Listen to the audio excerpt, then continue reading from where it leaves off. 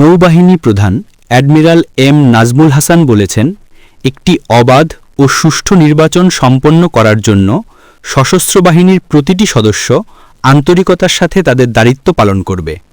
দক্ষিণ পশ্চিমাঞ্চলে অবৈধ অস্ত্র উদ্ধারে আগামী সপ্তাহে যৌথ বাহিনী বিশেষ অভিযান শুরু করবে। অবৈধ অস্ত্র এবং এটার উদ্ধার এবং এটার যে চ্যালেঞ্জ আমাদের সামনে রয়েছে আইন শৃঙ্খলা পরিস্থিতির ক্ষেত্রে এবং নির্বাচন সুষ্ঠুভাবে কন্ডাক্টের ক্ষেত্রে এই বিষয়গুলো আমাদের কার্যক্রমের মধ্যে অন্তর্ভুক্ত। এবং প্রধান নির্বাচন কমিশনার আমাদের তিন বাহিনী প্রধানের সাথে যখন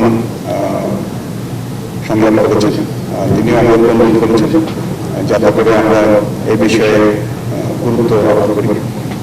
আপনারা জেনে খুশি হবেন, যদিও সরকারিভাবে 7 দিনের জন্য নির্বাচন কমিশন থেকে আমাদের মোতায়েনের জন্য 7 দিনের একটা উইন্ডো দেওয়া হয়েছে, কিন্তু আমরা এই 19-20 তারিখের মধ্যে আমাদের সম্পূর্ণ ফোর্স মোতায়েন করব প্রায় 5000 নৌ সদস্যকে, এবং তখন থেকেই তারা বিশেষ অভিযান চালাবে।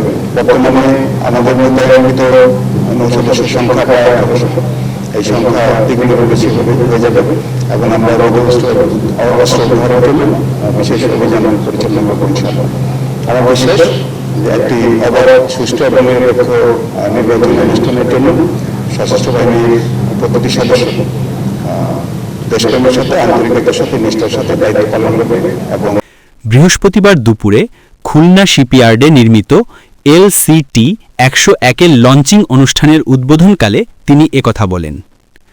নৌবাহিনীর আধুনিকায়ন এবং নৌবহরের ত্রিমাত্রিক সক্ষমতা বৃদ্ধির লক্ষ্যে নৌবাহিনীর তত্ত্বাবধানে পরিচালিত খুলনা শিপইয়ার্ড লিমিটেডে 3টি ল্যান্ডিং ক্র্যাফট ট্যাঙ্ক নির্মাণের উদ্যোগ গ্রহণ করা হয়েছে।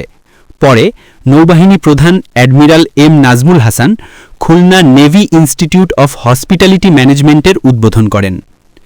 অনুষ্ঠানে সামরিক, বেসামরিক বিভিন্ন উচ্চপদস্থ কর্মকর্তাগণ এবং সংশ্লিষ্ট ব্যক্তিবর্গ এ সময় উপস্থিত ছিলেন। ডেস্ক রিপোর্ট, বাংলার গেজেট।